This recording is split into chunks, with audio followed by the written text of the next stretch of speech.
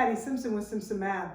In this video, we're going to look at the domain of rational functions. So first, let's just look at a fraction, and remember that a fraction is just division. So all this says is 0 divided by 12. And so if we look at that, I'm asking myself, 12, remember that the 0 would go inside our division symbol and the 12 would go on the outside. So I'm just asking 12 times what would give me 0? What can I multiply 12 by to get to 0? Well, I can multiply 12 by 0 and I get 0.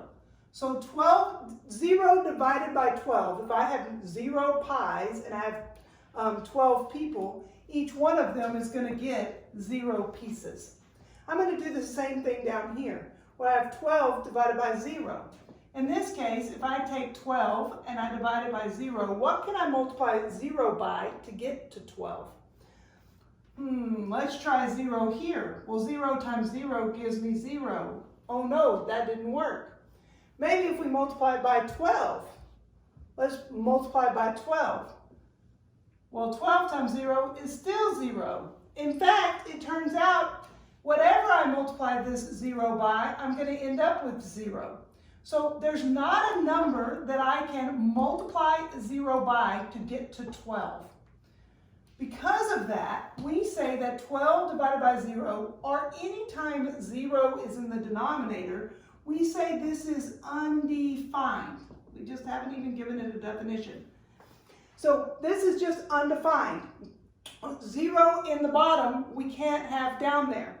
So when we're looking at rational functions, we're going to have some sort of issue or some sort of problem or a restriction in our domain when our denominator is equal to 0. So I want to know what x value, what would x be that would make this denominator equal to 0? And maybe you're already seeing that. But algebraically, the way I can show that is I can take my denominator and say, hey, this denominator cannot be equal to 0. So I'm just going to take that denominator, x minus 5, and set it not equal to 0 and solve for x. So I add 5 to both sides and I get x cannot equal 5. Notice if x were 5, I would have 5 minus 5, which is 0. Oh no, we can't have 0 in the bottom. That would be undefined. So our domain here is x can be any other real number. It can be anything else. It just cannot be 5. Maybe you learned it in interval notation. In interval notation, this is set builder notation. In interval notation, it would look like this. It goes from negative infinity to 5. I'm going to union that with 5 to infinity. In other words, it can be any number from negative infinity to positive infinity. It just skips over 5. There's some issue happening here at 5. Let's look at these other two and see if we can find any restrictions on their domain. Again, I'm going to take my denominator and say it cannot be equal to 0. And then I'm just going to solve. In this case, I have a quadratic. I could use my quadratic formula to solve for x, or I could use my AC method. I like to just factor it. So my A here is 3, my C is negative 4, so my AC is a negative 12. And I'm looking for factors of negative 12, 1 times negative 12, negative 1 times 12, 2 times negative 6, negative 2 times 6, negative 3, or 3 times a negative 4, negative 3 times 4. There's all the factors of negative 12. I'm looking for one of those pairs that adds up to be this positive 11. And I see that this pair adds up to be that positive 11. I'm just going to rewrite this middle term with negative 1x plus 12x minus 4. And then I leave that first term alone. Now I have 4 terms, and when I have 4 terms, I can group, or most of the time I can group. In this case, when I'm using that AC method, I can group it. Here, I'm going to factor out an x is my greatest common factor, and it leaves me with 3x minus 1.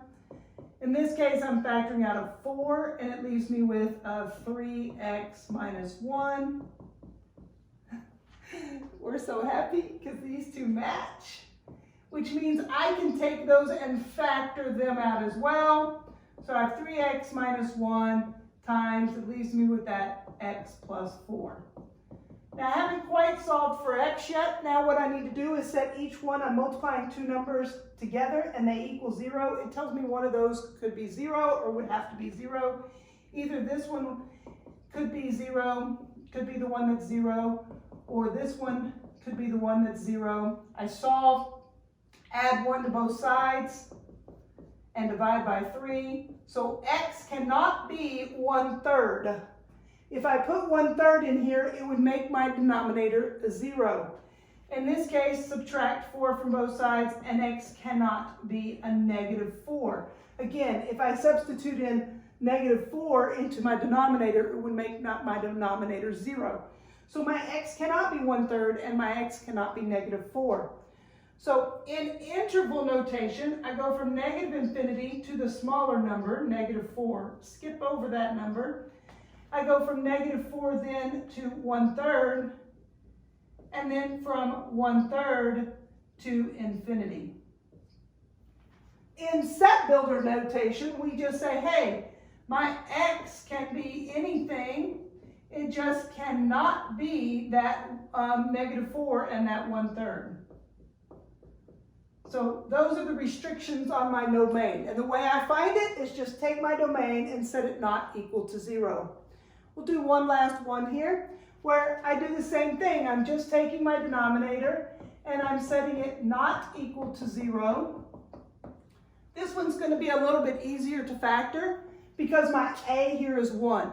When I have an a of 1, I'm still going to do the same thing where I find my a and my c and I multiply them together. I'm looking for the factors of 4 that add up to be 5, which are 1 times 4. But in this case, because my a is 1, I can skip straight to the factored form of x plus 1 and x plus 4.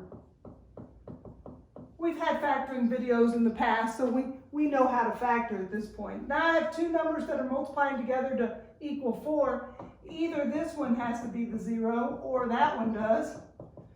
And if either one of them are, it causes a problem. So my x in this case cannot be a -1, and my x cannot be a -4. Again, if I put in -1, I would end up with 0 in the denominator. The denominator cannot be 0. Notice on all of these, I did not pay attention to the numerator. The only thing that's important here is the denominator. Our denominator cannot equal 0. So in interval notation, I go from -infinity to the smaller number, -4, skip over that -4, go from -4 to -1, and then I go from -1 to infinity. So it can be anything from -infinity to positive infinity. It just cannot be -4 and it cannot be -1. In set builder notation, same thing. I'm going to talk about my x such that x can be anything. He just cannot be -4 and -1. So in the next video, we're going to look to see what happens at those spots. There are restrictions on the domain, but what's happening when x is -4 on this particular graph? We're going to look at that in the next video. Math Made Simple, it's Simpson Math. Thanks for watching.